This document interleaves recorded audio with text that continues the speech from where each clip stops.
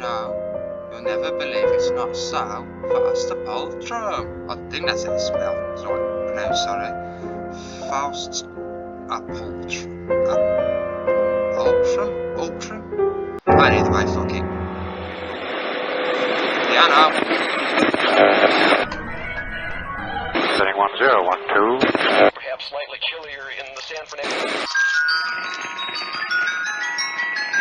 Again, you show yourselves. Waving forms, revealed as you once were to clouded vision. Okay? Shall I attempt to hold you fast once more? Are willing still to suffer that illusion? Of lovely hours thou slipped from me and lost. They can no longer hear this latest song. I bring my verses to the unknown throng. My heart's made anxious, even wider, lack. I didn't mind. A shudder takes me, tear on tear entire. The firm heart room feels weakened and remote. What I possess seems far away from me, and what is gone becomes reality.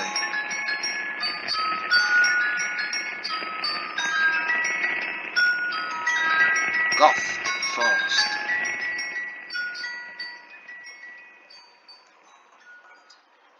Okay.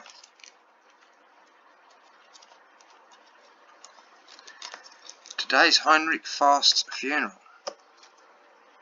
It's already a death in the game, man. Despite how the sign read, even she wasn't sure if that was his real name. So let's put it this way. 0.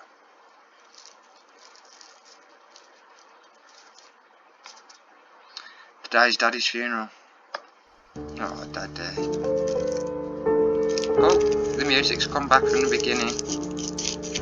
There are more people than I thought. Art revealed traces of annoyance beneath her veil. So sleepy, the girl thought. Why must we get up to face such a dreary day? Chatter permeated the sea of black suits, of which she recognised only a few. A few in the crowd wept with sorrow. How nice it was that there were still those who would lament his passing. Oh, is that Fausts Alptraum? It's about time to go, aren't us, with a smile? Ah, that look. That's a dirt look, that is. That's a I'm already imagining slashing in your throat while you're asleep look. Why does Aunt smile when she's clearly never means it?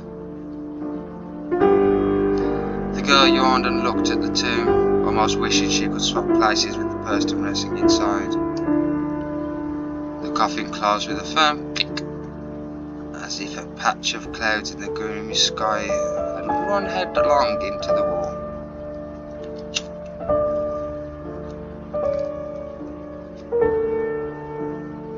Is it this one? No. No matter how tiddly the lush blue tiles were stacked, one could still detect the passage of time. What's wrong? Art turned round, mystified. The girl didn't want to go in. Art smiled really, as if she had read the girl's mind. You only have to go in and see what's in there. Don't worry, it belongs to you now. No, why do you think that would bother me? This isn't what you guys say at home. However, the girl kept all those thoughts to herself. Never mind, just wait outside then. Aunt waved as she turned dismissively. The doorknob turned smoothly. So slow. Going in wasn't better than staying out here, but she just wanted to go home as soon as possible. Any home would do.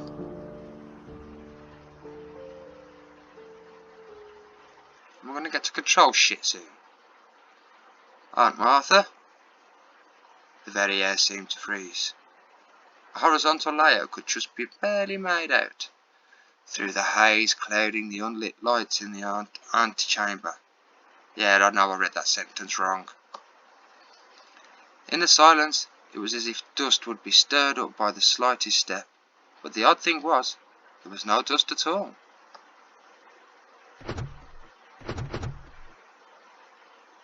Someone's trying to come in. Weird. Both doors were locked. Why? The electricity must be on. Where's the light? A light? A light? In the black? Or just a fear of the dark? Oh, eek! Eek! Eek, Barbadurkle! Eek, Barbadurkle! Ah, just a cat. That was frightening. Pussy, get here. Do you get here? Feline eyes lanced a sharp look out to the gloom where coal black fur melted into the shadows. It flicked away in the next second.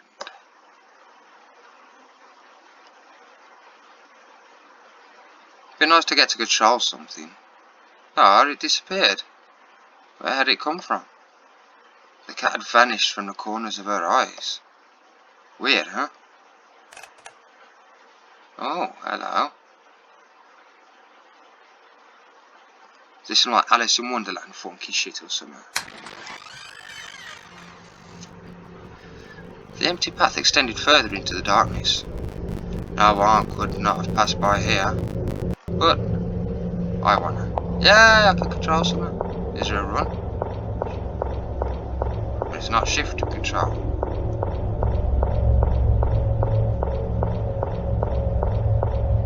Is that the old school Resident Evil steps?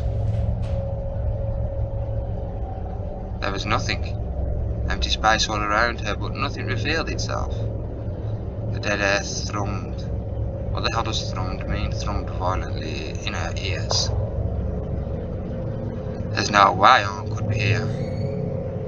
Aye, a screeching noise came from the door behind her. What in the world? Oh, now she's running. Darkness oozed in.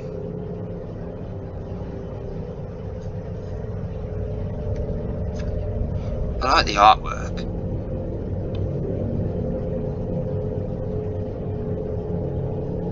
What the fuck? This was the beginning of the nightmare.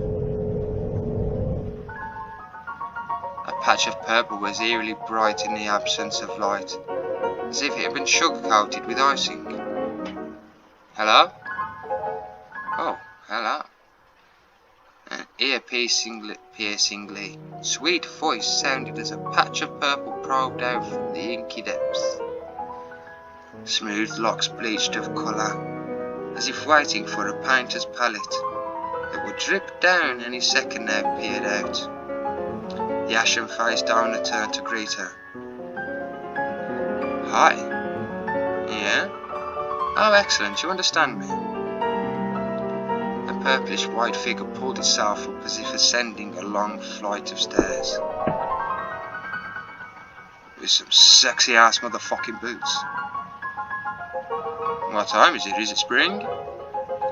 Long sleeves flapped across her vision, but the way the figure moved didn't seem entirely human. Who are you? I remember the door being locked. If there's nothing else, can you shut the door on your way out? It started moving away with a flourish of its sleeves accompanied by the clopping sound of a horse's hooves. It seemed bored. This made her feel a bit uneasy. She yelled defiantly. I don't want to leave.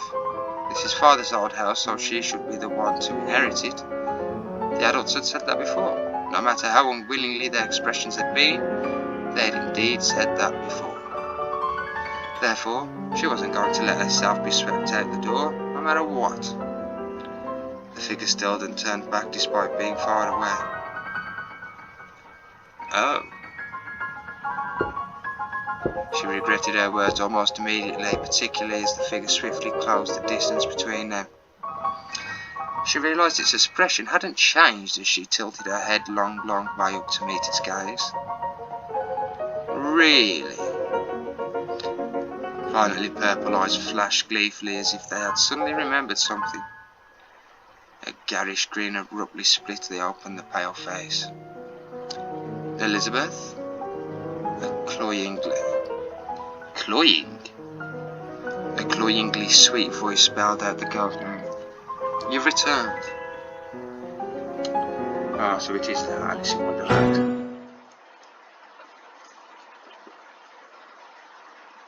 The light disappeared as if windows shuttered had snapped shut. And then, the door opened. Her body moved out of its own accord, disconnected from a mind rolling with confusion.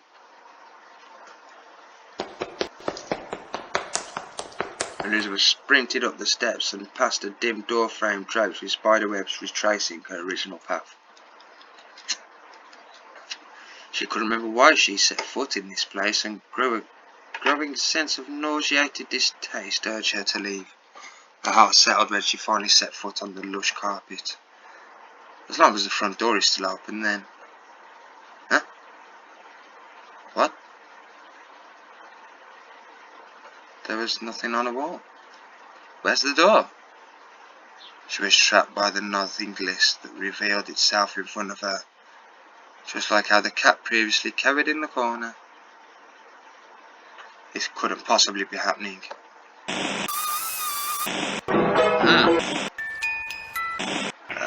Okay. What's wrong? The nauseating voice was starting to become irritatingly familiar. Let me out, she cried. Eh? What's that you say? There's no such thing as a front door. She retorted. I just came in from the front door. I didn't see her. You told me to shut the door on my way out. I don't remember saying that. The unease that had disappeared resurfaced with her will, almost tangible in its strength. Terror, exhaustion. She didn't want to face this latest turn of events. A strong sense of fatigue stole its way into her mind and her eyes started to close.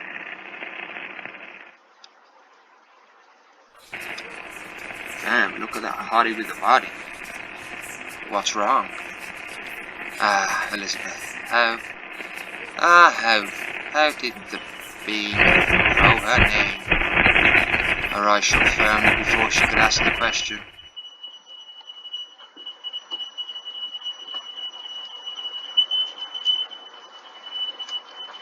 Indeed, I shall enchant your eyes and your ears, instead of shutting yourself away, sad as the worm that gnaws your books. Come, follow me to a new place. Let us go then, to learn about life and leave the rubbish of philosophy. And you're going to try reading that. Berlioz' La Damnation Divorced. Okay, I tried.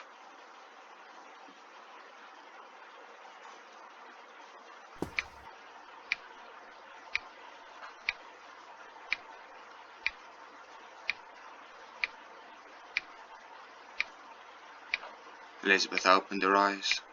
Where is this place? The pendulum ticked away mercilessly in the empty air as if it was the only thing left in the world.